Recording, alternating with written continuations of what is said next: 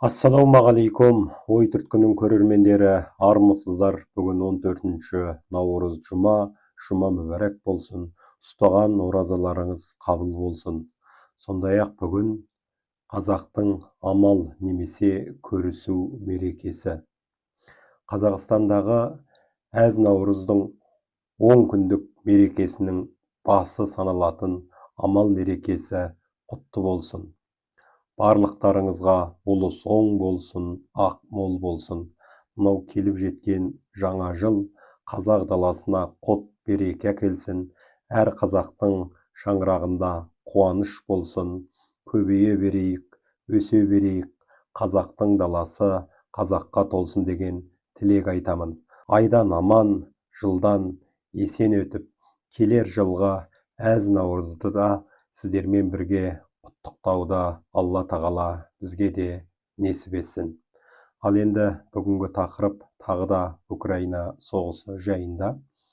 Сауди Арабиясындағы кездесуден кейін Украина тарапы ақш ұсынған соғысты 30 күн тоқтату туралы ұсынысты қабылдағаннан кейін ақш пен Украинаның арасындағы тоң сәлде болса жібіп, дипломатиялық жақтағы басымдылық Украинаға қарай ауған болатын.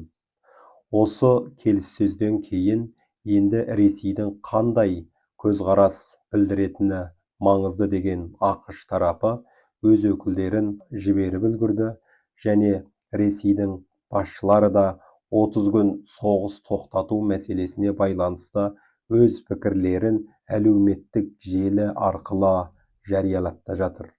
Кеше Украина президенті кеңсесінің басшысы Ермак, біз ұрысты уақытша тоқтатып қоюға келіспейміз, бізге ұзақ мерзімдік тұрақтылық керек, бізге Минск 3 келісімі керек емес. Бұл тұрғыда ақш пен Украинаның ойы бір шығады. Олар да соғысты уақытша емес, бір жалата тоқтағанын қалайды деп жазды. Ал Ресей басшысы Путин ұрысты тоқтату мәселесіне қатысты пікір білдіріп былай деді: біз ұрысты тоқтату туралы ұсынысқа келісеміз, алайда бұл әрекет қақтығыстың негізгі себептерін ұзаққа созылатын бейбітшілікті әкелуге тиіс деп санаймыз. 30 күндік ұрысты тоқтату кезеңінде Украина мобилизация ұйымдастырмайтынына, сарбаздарын дайындықтан өткізбейтініне және Украинаға қару берілмейтініне кепілдік бар ма? Бұл маңызды мәселе. 2000 шақырымға созылған майдан шебі бойынша ұрыс қимылдары уақытша тоқтаса, онда уақытша келісімнің бұзылмауы қалай қадағаланады? Кім қадағалайды? Келісімді қай тарап бұзғанын қалай анықтайды? Бұның бәрі өте маңызды сұрақтар. Мен кеше Курск облысында болдым. Курск облысы толық біздің бақылауымызда. Курскіден Украина сарбаздары техникаларын тастап, 2-3 адам болып шығуға тырысуда. Курскідегі Украин сарбаздары үшін қазір 2 жол бар. Біреуі тұтқынға түсу, енді біреуі өлу. Осындай жағдайда Украина тарап үшін 30 күнге ұрысты тоқтату келісімі тиімді болатыны анық. Ұрысты тоқтату жақсы идея, бірақ бірнеше сұрақ бар. Курскіде қалған Украин сарбаздары не болмақ?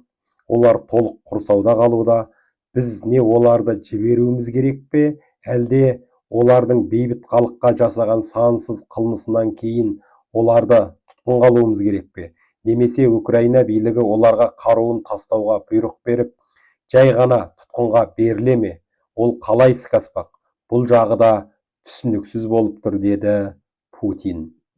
Осылайша Ресей басшысы Мәскеудің бұл ұсынысты орындауға қатысты өз талаптары болатынын меңзеді.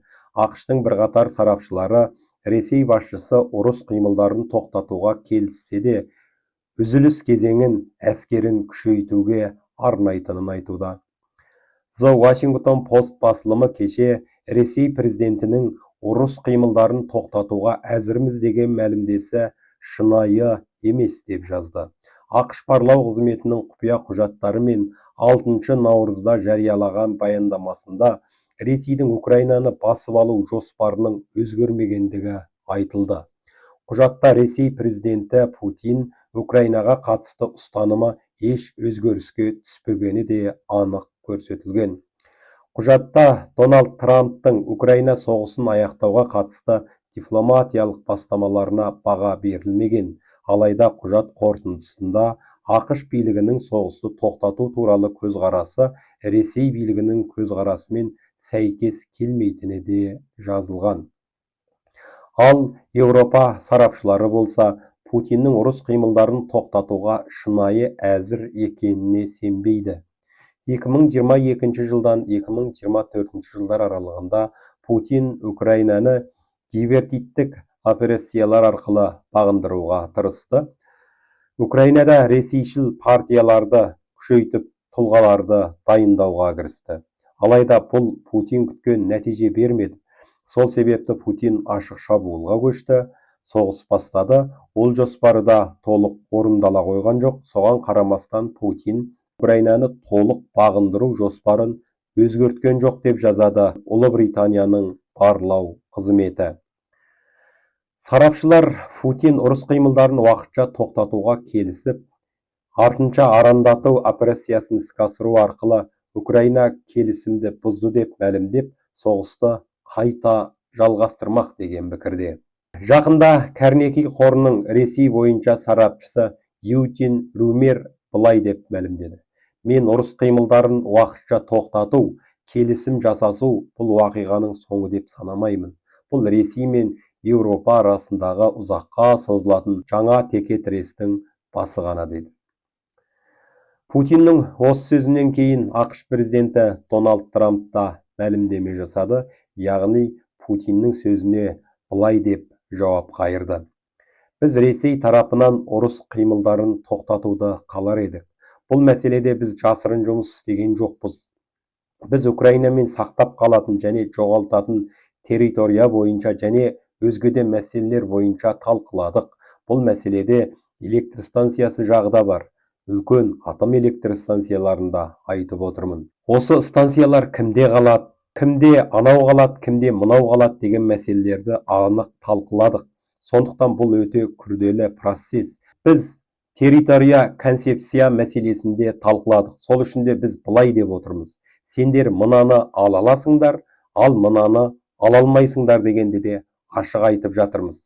Ал НАТО бойынша сұраққа келсек, бұл сұрақтың жауабы 40 жылдан бері белгілі деп ойлаймын. Яғни Трамп бұл жерде Украинаның НАТОға мүше болу мүмкіндігі нөлге тән екенін ашық аңғартып отыр. Енді біз Ресей дайын ба? Соны көреміз. Егер жоқ дейтін болса, онда бұл әлемді шын қапаландыратын сұрақ болады, деді Дональд Трамп.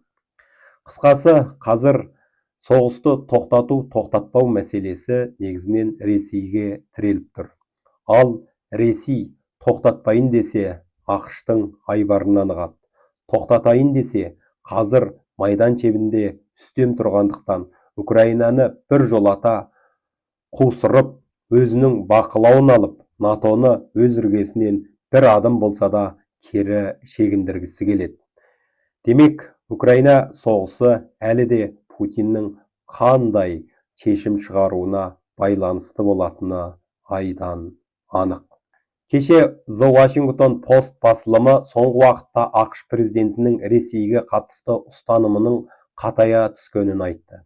Президент Трамп жылдам арада келісім жасауды қалайды. Алайда Ресей тарапы өз талаптарын жұмсартуға ниетті емес.